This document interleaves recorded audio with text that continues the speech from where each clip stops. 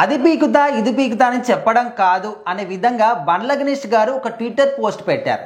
So దీన్ని ఎవరిని ఉద్దేశించి పెట్టాడు అనే ఒక చర్చ నడుస్తుంది. ఒక పేరు మాత్రం నిర్మాత బన్నీ వాస్ గారి పేరు వినిపిస్తుంది. సో నిజంగా ఆయన్ని ఉద్దేశించే పెట్టాడా, పెడితే ఎందుకు పెట్టాడు? సో ఖచ్చితంగా బన్నీవాస్ గారు అయితే మన చిత్రమండలి ప్రమోషన్స్ చేసేటప్పుడు ఒక మాట అన్నారనమాట. నా పైన కావాలని నెగిటివ్ క్యాంపెయిన్ చేస్తున్నారు, ఎవరెవరు చేస్తున్నారో నాకు తెలుసు, వాళ్ళందరికీ కావాలంటే వచ్చి అందరూ సినిమాలు చేసుకుందాం హ్యాపీగా. సో ఇందులో ఒకళ్ళ మీద ఒకళ్ళు పడి ఆడడానికి ఏం లేదు. సో నాకు ఒక స్పేస్ దొరికింది, నేను సినిమా చేసుకున్నాను, చూస్తే చూడండి, జనం చూస్తారు, మీరెవరో డిసైడ్ చేయడానికి అన్నట్టుగా మాట్లాడాడు అనమాట. సో ఆ మాటలు చాలా చర్చానీయాంశంగా మారి అవతల ఉన్న 3 సినిమాలకి కౌంటర్ వేసాడా, వాళ్ళ ముగ్గురులో ఎవరన్నా ఈయన పైన నెగిటివ్ క్యాంపెయిన్ చేశారా, సో ఎవరు చేయాల్సిన అవసరం ఎవరికి ఉంది అని చెప్పి ఆ క్వశ్చన్ మార్కులు అయితే చాలామంది ఆడియన్స్ ఉండిపోయారు అనమాట. సో మరి అక్కడ అది ఇండస్ట్రీ వర్గాల్లో కూడా చాలా భారీగా దారి తీసిందంట ఆలోచించడానికి. సో మరి బన్నీవాస్ గారు ఎప్పుడూ ఎక్కువగా ఎవరి మీద ఫైర్ అవ్వరు.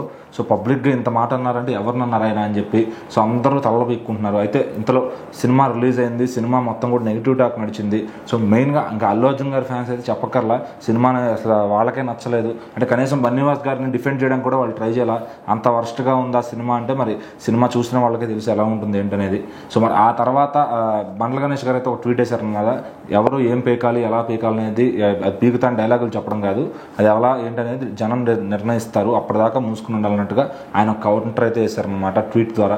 సో అది ఈయనకే వేశారా గబుక్కున, లేదంటే ఇంకెవరికన్నా సెటైరా అది దాని గురించి కూడా జనాలంతా చుట్టూ పీక్కుంటున్నారు అనమాట.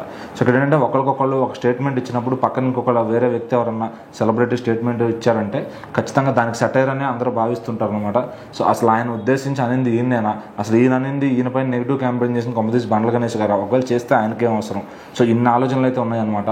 సో ఓ పక్కన అటు పవన్ కళ్యాణ్ గారి ఫ్యాన్స్ అందరూ కూడా బండ్ల గణేష్ గారిని ఒక ఫ్యాన్గా ఫాలో అవుతూ ఉంటారు, ఆయన ట్వీట్లన్నీ చూస్తూ ఉంటారు అనమాట. సో ఇక్కడ ఏమన్నా ఆల్రెడీ ఇటు బన్నీ గారి ఫ్యాన్స్కి అటు పవన్ కళ్యాణ్ గారి ఫ్యాన్స్కి ఎప్పటి నుంచో సోషల్ మీడియాలో గొడవలు నడుస్తూ ఉన్నాయి. సో మరి ఇది ఈ రకంగా వాళ్ళిద్దరే ఏమన్నా వేసుకున్నారా లేదంటే సెట్ అయ్యారు. సో ఇక్కడ ఏంటి బన్నీవాస్ గారు డౌన్ అవ్వాలని ఎంతమంది కోరుకుంటున్నారు. సో మరి బన్నీవాస్ గారు ఒక సినిమా 2 సినిమాలు తీసి వరుసగా హిట్లు కొడుతుంటే తట్టుకోలేకపోతున్నారా, అసలు నెగిటివ్ చేస్తుంది ఎవరు అనేది ఇప్పటికీ ఎవరికి క్లారిటీ రాలేదన్నమాట.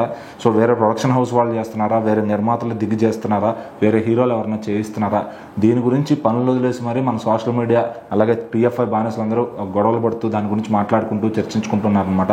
సో మరి దీనికి పట్ల ఎవరెవరికి ఆయన పైన ఎవరు నెగిటివ్ చేశారనేది, సో ఈ నేషన్ సెటైర్ ఎవరికనేది వాళ్ళే ప్రెస్ మీట్లో కానీ ఎప్పుడైనా బయటపడితే తప్ప దానికి ఒక క్లారిటీ అయితే రాదనమాట.